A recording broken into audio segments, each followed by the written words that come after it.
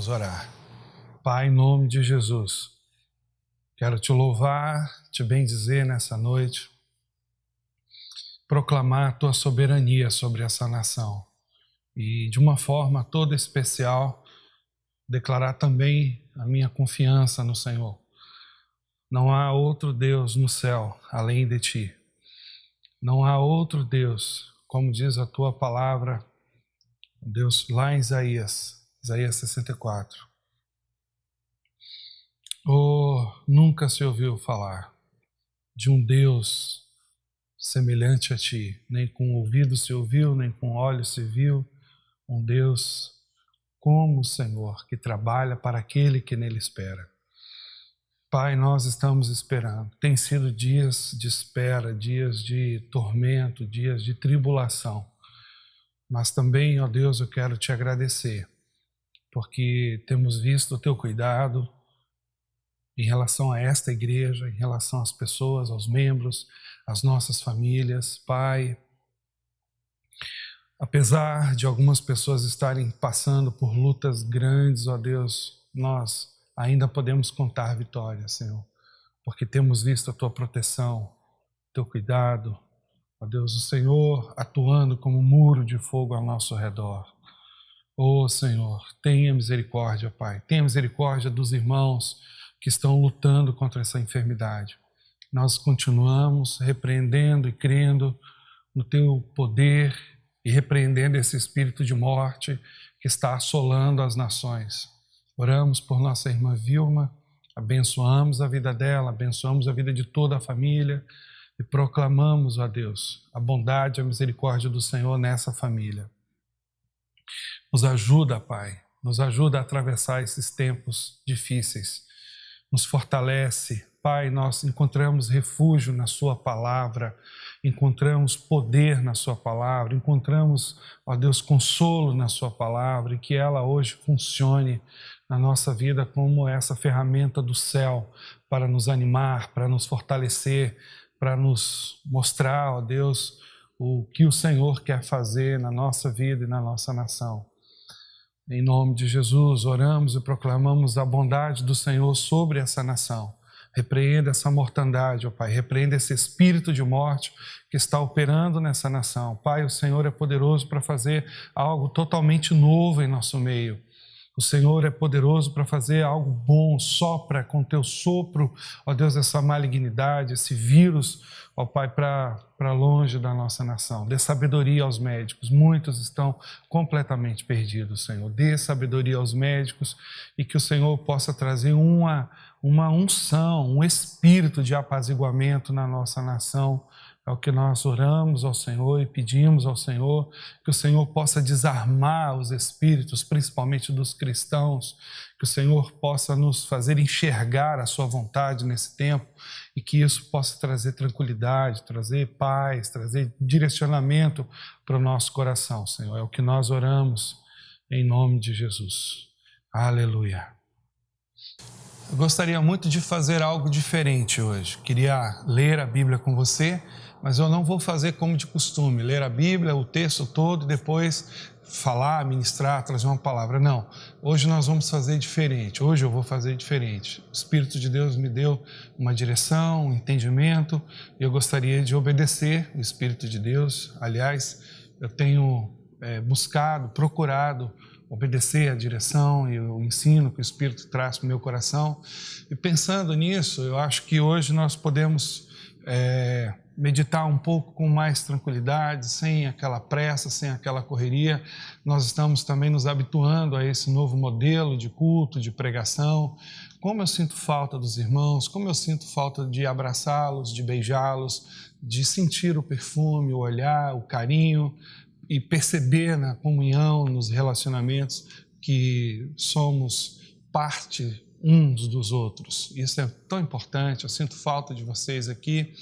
Eu estou aqui nesse lugar e eu só não me sinto só porque eu tenho absoluta certeza que o Senhor, que o Espírito Santo de Deus está dentro de mim e através das orações, através do cuidado dos irmãos, eu tenho uma percepção clara de que o Espírito Santo está nesse momento, aqui nesse lugar, embora vocês não estejam aqui, esse ajuntamento, essa comunhão no ajuntamento da igreja traz um fortalecimento, traz uma presença especial, traz uma compreensão maior da presença de Deus no nosso meio, mas eu sei que o Espírito está aqui, está na minha vida, está na sua vida, aí na sua casa, e podemos juntos, então, meditar na palavra de Deus nesse momento de uma forma muito especial. Então, eu gostaria de ler o texto que está em Lucas. Não estamos fugindo do livro de Lucas. Esse tempo da quarentena, já são quase 2 meses que nós estamos meditando apenas no livro de Lucas, com exceção do Dia das Mães, que nós falamos sobre Ana, mas nesses dias de quarentena nós temos meditado no livro de Lucas. Tem sido uma estratégia que Deus tem dado para a gente. Então eu queria que você acompanhasse comigo e pudéssemos juntos ver e receber no nosso coração o que Deus tem para nós. Então lá em Lucas, no capítulo de número 10, a partir do verso 25, nós encontramos assim: E eis que certo homem, intérprete da lei, se levantou com o intuito de pôr Jesus à prova e disse-lhe: Mestre, que farei para herdar a vida eterna? Então, o primeiro texto que nós acabamos de ler agora, Lucas 10, 25, conta o intuito dessa pergunta desse intérprete da lei. Talvez estivesse aqui um escriba, um fariseu, provavelmente era um escriba, que se aproximou de Jesus com o intuito, a intenção do coração dele não foi aprender de Jesus, mas colocá-lo à prova, testá-lo, talvez colocá-lo numa situação constrangedora, talvez envergonhá-lo. Eu não sei bem o que de fato havia no coração daquele homem, o sentimento do coração daquele homem, mas a Bíblia relata para a gente que a intenção primaz desse homem, desse intérprete da lei, era apenas colocar Jesus à prova. E ele então se aproxima e ele então faz uma pergunta muito capciosa: Mestre, que farei para herdar a vida eterna? E por que essa pergunta é capciosa? Ora, um mestre da lei certamente sabia de trás para frente o que ele deveria fazer para herdar a vida eterna. Mas ele então resolve perguntar, né, ao mestre dos mestres. E aqui começa então a nossa viagem, a nossa aventura pela palavra de Deus. Eu acho tão interessante essas perguntas, eu acho tão especial esses momentos onde Jesus é posto à prova, porque são desses momentos que nós temos os ensinos mais preciosos, mais ricos para o nosso coração.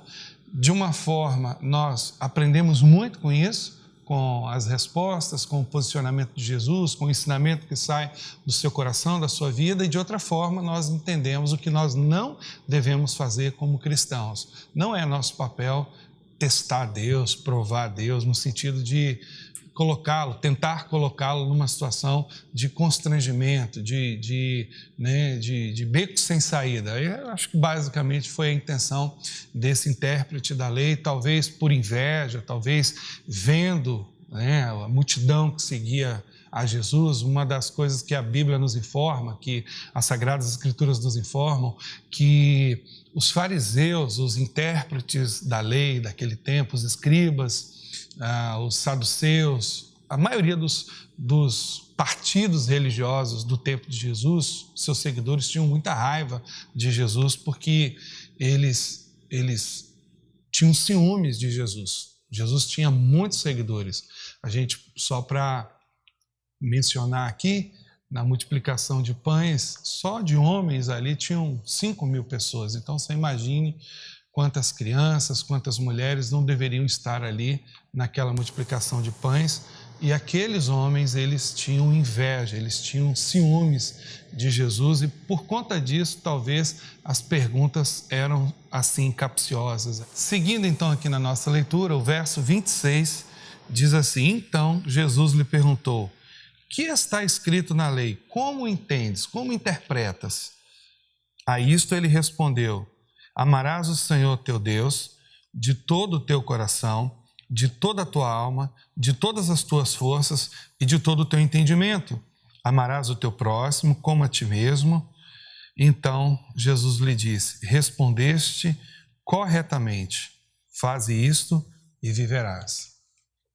Segundo momento que nós podemos aprender desse texto tem a ver com o confronto, de uma certa forma, é também a resposta de Jesus, uma resposta também um tanto quanto capciosa, mas não no sentido de pôr aquele homem à prova, mas no sentido de revelar o coração daquele homem, de mostrar para ele, né, que Jesus bem sabia o que estava dentro do seu coração.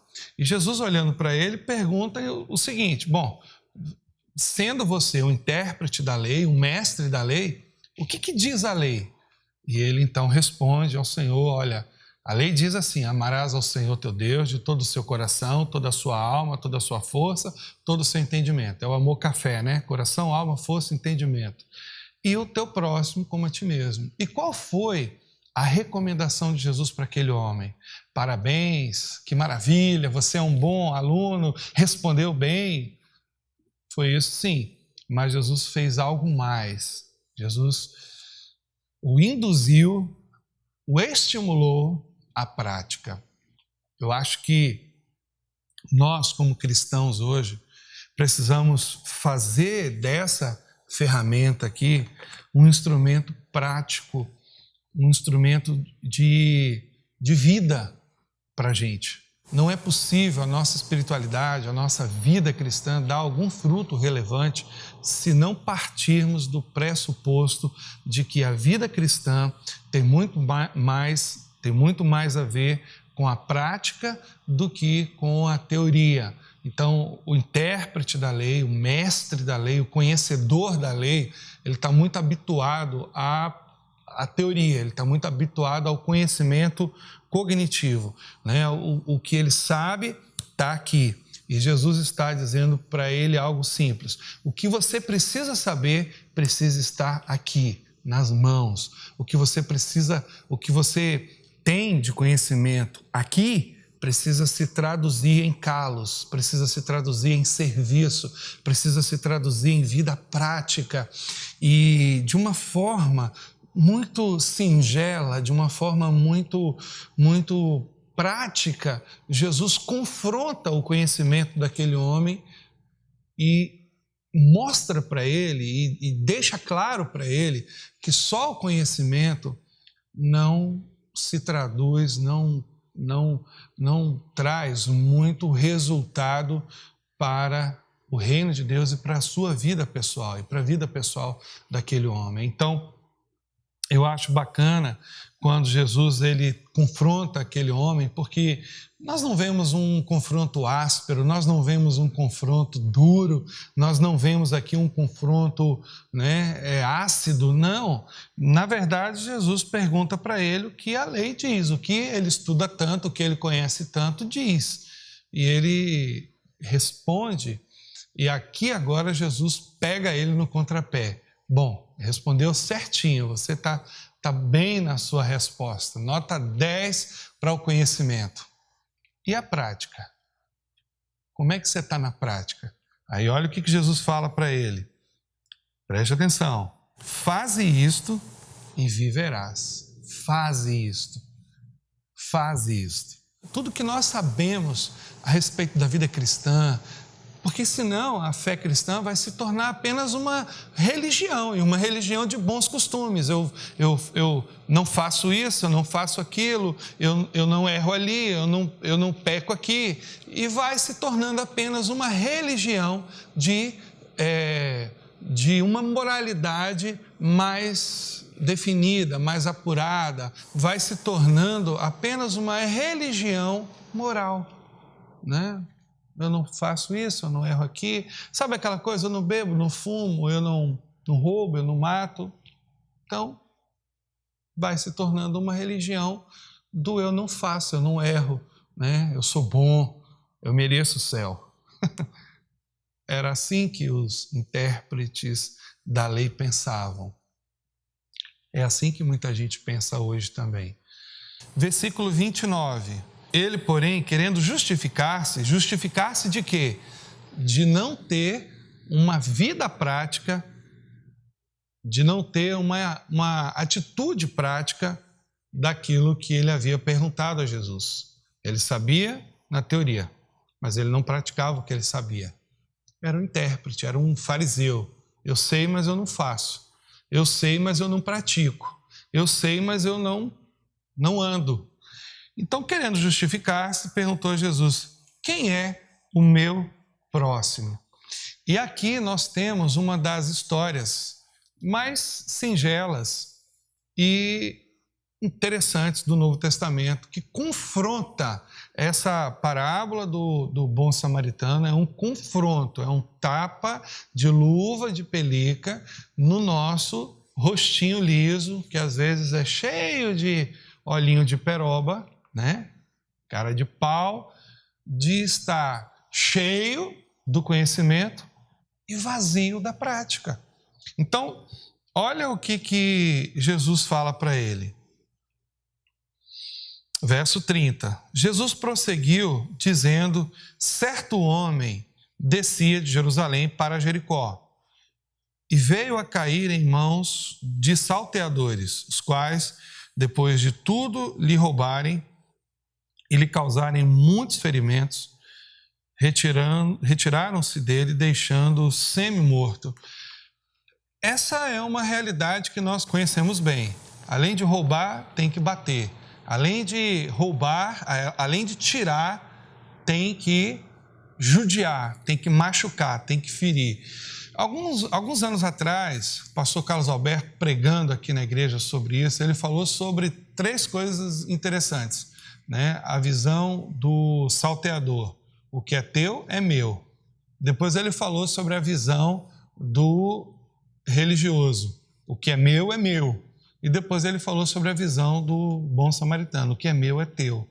E pensando sobre isso, eu noto que até mesmo na igreja, nós vemos essa compreensão ferina, que de alguma forma tenta atingir o outro, tenta machucar o outro, quando o outro de alguma forma possui alguma coisa que nos interessa e nós não temos.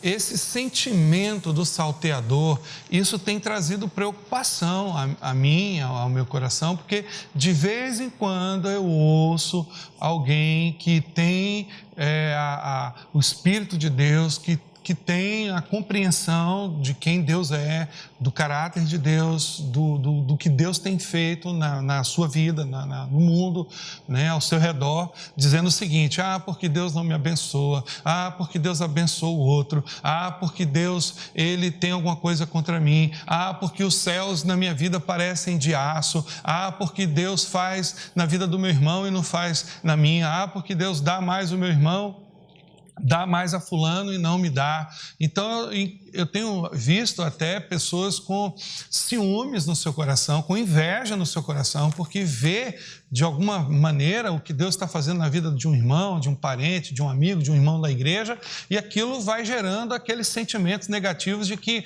Deus não gosta de mim. Cuidado com essas percepções, cuidado com essas compreensões, cuidado com esses sentimentos, porque eu tenho visto pessoas que têm sido muito abençoadas por Deus, pessoas que têm sido cuidadas, providas, abençoadas, pessoas que têm sido libertas, pessoas que Deus tem dado um crescimento espiritual, pessoas que Deus tem dado, tem abençoado, tem feito por elas, e elas com essas percepções, com esses sentimentos, por conta de entendimento e até mesmo sentimentos errados em relação a Deus. A gente precisa ter cuidado com esse espírito do salteador. Nós precisamos ter cuidado com esse espírito do salteador, porque o espírito salteador não vê o que Deus está fazendo na sua vida, vê simplesmente o que Deus está fazendo na vida do outro e gera aquele desejo de ter o que o outro tem, aquela ambição, sabe? Aquela gana de ter o que o outro tem, de possuir o que o outro possui. Isso pode ser um dom, isso pode ser um aspecto físico, isso pode ser relacionado também a uma questão financeira. Isso hoje, inclusive, é até muito mais. Gente que não gosta da outra na igreja, que não gosta do outro, que não fala com o outro, que não tem relacionamento com o outro porque o outro é próspero, porque o outro tem um dom, porque o outro tem talvez uma afeição, uma beleza, porque o outro tem talvez um porte físico, porque tem um carro, porque tem uma casa, porque mora em tal lugar. Então, tome cuidado com esses sentimentos no seu coração. Cuide disso, se preocupe com isso, porque o reino de Deus não é um reino de acepção de pessoas. Deus não faz acepção de pessoas. Quando Deus olha para você, Ele vê você como um filho amado, como uma filha amada, como alguém que Ele está abençoando e cuidando. Sabe aquele sentimento do filho que ficou? Esse teu filho aí desperdiçou os teus bens e agora você está abençoando ele? Tem gente que tem esse coração. Esse é o sentimento do salteador.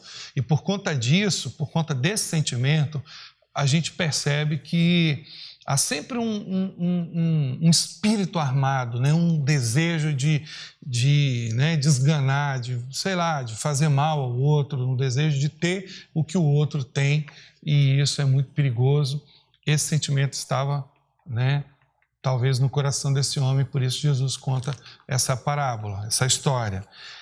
Caminhando, então, ele conta essa história desse homem que descia de Jerusalém para Jericó, e ele então se dá de frente com os salteadores. Além de roubarem aquele homem, além de tirarem tudo que ele tinha, de tirarem o seu dinheiro, talvez suas roupas, bateram bastante nele, machucaram. Além de roubar, judiaram. Além de roubar, feriram. Além de roubar, machucaram. A gente vê muito isso hoje, e isso não é novo, então, faz parte de uma sociedade doente, de pessoas maldosas, perversas. E Jesus continua contando, dizendo o seguinte: casualmente, descia um sacerdote por aquele mesmo caminho e, vendo, passou de largo. O sacerdote, então, vendo aquele homem ferido ali, vendo aquele homem machucado, disse assim: não é comigo não. Neco, né? É o crente Neco. Não é comigo não. Fique aí. Se vire, amigo. Dê seus pulos. Rasteje até o hospital. Não é comigo. Isso é tão triste e tão preocupante. E talvez eu até adiante um pouquinho aqui, fale também do levita, que tem a mesma postura. O texto, Jesus fala de dois personagens, ou de duas personagens importantes da religiosidade judaica, o sacerdote e o levita. Um cuidava do templo, um cuidava dos sacrifícios, um cuidava de atender às necessidades do povo, orar pelo povo, interceder pelo povo, e o outro, levita, cuidava, diferentemente do que muitos pensam, somente do louvor, das canções, não. Cuidava da logística, da estrutura, cuidava da manutenção do templo, que era quem de fato pegava no pesado, era o levita, ele que fazia toda a manutenção, se preocupava com os sacrifícios, se preocupava em pegar o animal, matar o animal, aspergir o sangue pelo altar, depois limpar o altar, e tocar fogo, e providenciar as lenhas. O levita então, faz tudo do sacerdote. Então, o sacerdote passa, o levita passa, e os dois têm a mesma postura, Os dois são crentes Neco. Não é comigo não. Se vira, dê seus pulos,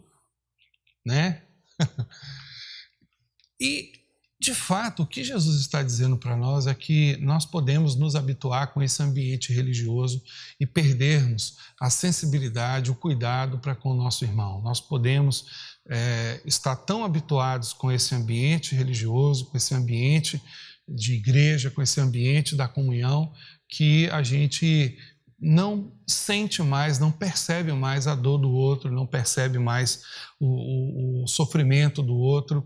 E era bem o que estava acontecendo aqui, o sacerdote, o levita, todos eles vendo aquela situação, eles passaram de largo, passaram de longe. Eu não posso, não consigo, irmãos, me perdoem, mas eu não consigo deixar de pensar nesse tempo que nós estamos vivendo, como sacerdote, sabe? Você talvez possa olhar para mim e pensar que eu sou sacerdote, que eu faço parte dessa categoria, desse grupo, né, especial que existe na igreja para cuidar das coisas da igreja, mas não é isso que o Novo Testamento nos fala. Você é sacerdote. Nós somos reis e sacerdotes, né? O véu que separava, né? Aquele homem que fazia a ligação entre o povo e Deus, ele foi rasgado, essa figura foi rasgada através do véu que foi rasgado no templo no dia da morte do nosso Senhor e Salvador Jesus. Essa figura, ela foi eliminada. Eu não sou sacerdote mais do que você. Você é sacerdote também, você é levita também. Então, é importante que você compreenda ou se compreenda nesse contexto, porque essa parábola não é uma mensagem para mim, que sou o pastor da igreja apenas, mas é uma mensagem para você também. E nós, eu e você, podemos nos tornar tão insensíveis a esse sofrimento humano que isso certamente traz bastante tristeza ao coração de Deus. Nós podemos nos tornar tão insensíveis ao sofrimento humano e perdermos a capacidade de abençoar as pessoas. Nós podemos nos tornar tão insensíveis à dor, à tristeza, à angústia, aquele momento, sabe, único, especial que o ser humano, que as pessoas estão vivendo, que precisam ser respeitados, ou que precisa ser respeitado, aquele momento, né, precisa ser respeitado.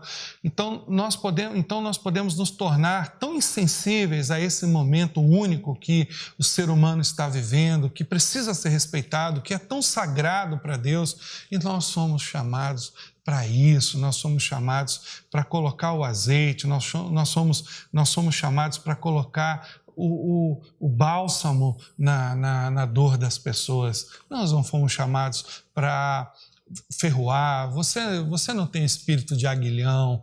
Pelo amor de Deus, amado, em nome de Jesus, desarme teu espírito. Se veja como alguém que Deus quer usar, que Deus quer abençoar nesse tempo, nesse momento. Olha ao seu redor, quantas e quantas pessoas estão sofrendo agora, estão chorando, estão com seus corações amarrados, com uma dor terrível dentro deles, uma pressão muito grande por conta de tudo que nós estamos vivendo. Gente, amados, tem pessoas que estão no fundo do poço, em todos os aspectos, em todos os sentidos. Gente que desceu nas profundezas do inferno nesse tempo. E nós? O que nós estamos fazendo? Neco. Não é comigo, não. Não é comigo, não. É com a gente, irmãos. É com a gente. Esse tempo agora, Deus permitiu esse tempo para que nós, como igreja, pudéssemos revelar o nosso caráter. E qual é o nosso caráter? Você é sacerdote? Vai passar de largo? Você tem o espírito do levita? Vai passar de largo? Ou seu espírito é o do bom samaritano? É o espírito do que acolhe, é o espírito do que acode. Ou seu espírito é o espírito daquele que corre para levantar, que corre para ajudar. Se nós temos o azeite, se nós temos essa unção preciosa dentro de nós, que é o Espírito Santo, é necessário que nós derramemos essa unção, esse azeite dentro do coração das pessoas. Esse é o tempo que nós precisamos revelar, manifestar a nossa vida, a vida de Deus que está dentro de nós. Desculpa, mas eu não consigo passar de largo, eu não consigo ver irmãos, pessoas, vizinhos, amigos passando por dificuldades e pensar que aquilo não diz respeito a mim, não tem a ver comigo. porque eu senti aquilo, eu passei por aquilo, eu sofri aquilo, doeu em mim, machucou em mim. Então, esse texto fala disso, amados. Fala de um novo posicionamento da igreja, no sentido de que nós precisamos praticar a espiritualidade da misericórdia, o exercício da misericórdia. Nós precisamos olhar para esse tempo e ver nesse tempo o que Deus requer de nós, o que Deus vê, o que Deus exige de nós, como cristãos, como discípulos de Jesus. Isso me deixa profundamente preocupado, porque a igreja, ela é o corpo de Jesus na terra, e o corpo é o lugar onde está o coração. Eu só consigo pensar nisso, que nós somos o coração de Deus na terra. Eu não consigo entender como nós cristãos conseguimos viver esse tempo sem que a misericórdia possa fluir de nós. Eu não consigo de fato entender. Eu acho que nós estamos vivendo um momento tão louco, tão doido, tão maluco, que as pessoas, elas estão distantes de Deus, elas estão achando que estão próximas a Deus. E eu fico pensando se de fato não há cristãos desviados nas igrejas. Eu acho que a igreja está cheia de cristão desviado, porque é impossível que nós cristãos vejamos a dor do outro e não nos sensibilizemos em relação a isso. Esse espírito aqui do sacerdote, do levita, precisa ser revolvido de nós, precisa ser arrancado de nós, precisa ser retirado violentamente de nós. Eu acho interessante, uma vez eu estava lendo o livro de Charles Swindoll, ou Chuck Swindoll, e ele fala a respeito da conversão de Paulo. Foi a conquista violenta de uma vontade rebelde. E eu acho que Deus quer fazer isso com a gente nesse tempo, nos conquistar violentamente por conta de nossa vontade rebelde, né? Nós estamos rebeldes, nós como cristãos estamos vivendo dias de rebelião, de rebeldia contra o Senhor, porque se não há, num tempo como esse, onde nós estamos agora batendo o número talvez de 22, 23 mil mortos, hoje é domingo já, né? Então talvez estejamos aí quase chegando na casa dos 25 mil mortos, e se nós não tivermos uma percepção do que está acontecendo nesse tempo, e se a nossa vida não mudar, e se esse sentimento de preocupação, se não tivermos essa percepção do que está acontecendo nesse tempo, nós perdemos o espírito de profecia. Nós perdemos a capacidade de discernir, de entender o tempo, o momento que nós estamos vivendo. Eu estou vendo os cristãos, né, brigando e se desentendendo e brigando por tantas besteiras, um bando de gente, pirada. Eu penso que às vezes eu estou lidando com irmãos e irmãs que ainda não tiveram uma experiência verdadeira com o Filho de Deus. Gente que está caminhando bem próximo da vida do sacerdote e do levita. Gente que ainda não tem coração de samaritano, de bom samaritano.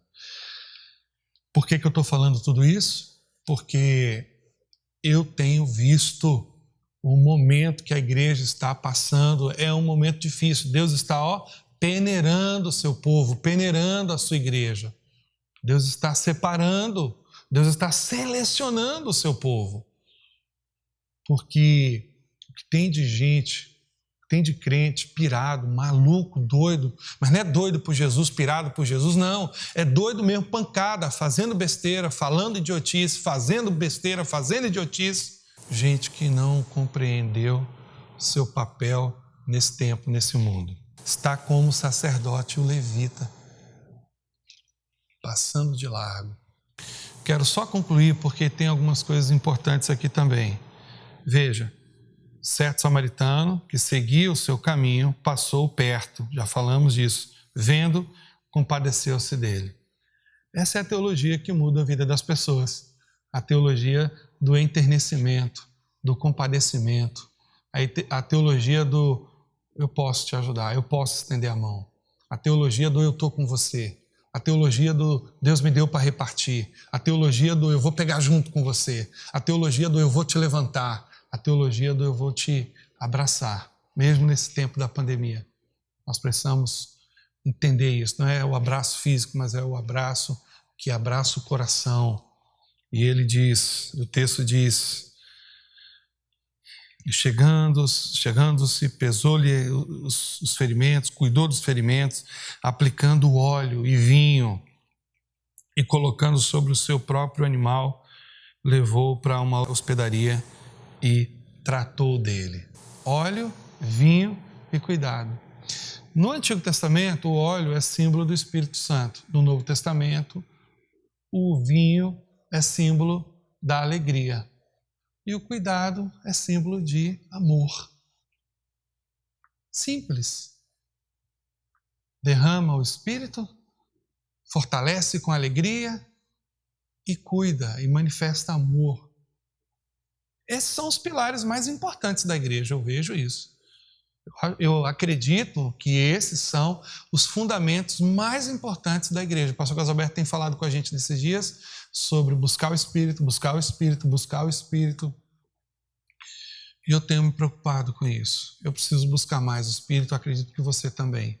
E a partir do momento que a gente busca o Espírito, essa alegria, fruto da presença do Espírito, flui dentro de nós. Assim como o amor, que é manifesto em cuidado, em atenção. No dia seguinte, tirou 2 denários. O denário era o equivalente a um dia do trabalhador. Tirou 2 denários, o entregou ao hospedeiro, dizendo, cuida deste homem, e se alguma coisa gastares a mais, eu te indenizarei quando voltar.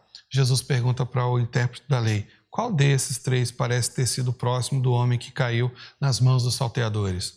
E respondeu o intérprete da lei, o que usou de misericórdia com ele. Então, pela segunda vez, Jesus diz, vai e procede tu de igual modo. Essa é a ordem do Senhor Jesus para nós. Essa é a direção de Deus para nós. Cuidar de gente envolve despesa. A gente tem que investir. É investimento. Às vezes o investimento não é financeiro, às vezes é. Mas cuidar de pessoas demanda investimento. Talvez seu tempo. Talvez abrir mão de alguma missão especial que você tinha em benefício próprio. Que loucura é essa, gente? Que loucura. Como é que a gente quer abençoar as pessoas sem investir nas pessoas? Sem ajudar as pessoas? Sem desprender? Como é que nós queremos ser cristãos nesse tempo sem liberar, sem dar alguma coisa? É impossível isso. O sacerdote, o levita ou o samaritano? Qual é o seu chamado hoje na igreja? O que Deus requer de você? Quer e requer de você? Lembre-se do que Paulo fala lá em Coríntios para nós. Portanto, irmãos, sede firmes e constantes, sempre abundantes na obra do Senhor, sabendo que o vosso trabalho não é vão. Deus abençoe a sua vida. Quero orar por você. Pai, em nome de Jesus, muito obrigado pela sua palavra nessa noite. E que o Senhor possa mudar o nosso coração. Que nós possamos aprender do Senhor que é manso, que é misericordioso, que é cuidadoso, que tem paciência conosco, que olha para as nossas virtudes e não para os nossos defeitos, não para as nossas falhas. Pai, em nome de Jesus, abençoa esta igreja, que o Senhor possa derramar sobre nós nesse tempo essa compreensão, essa prática da palavra de Deus. 2 vezes o Senhor fala para aquele intérprete da lei, vai, faze isso, vai e faça isso, porque viverás, faze isso. Pai, em nome de Jesus, que nós possamos entender que essa ordem é para nós, que nós possamos ministrar aos nossos irmãos o cuidado, o amor, o óleo, o vinho necessários para que as pessoas se levantem na força do Senhor e possam viver uma vida nova, restauradas, curadas para a glória do Senhor, em nome de Jesus. Amém.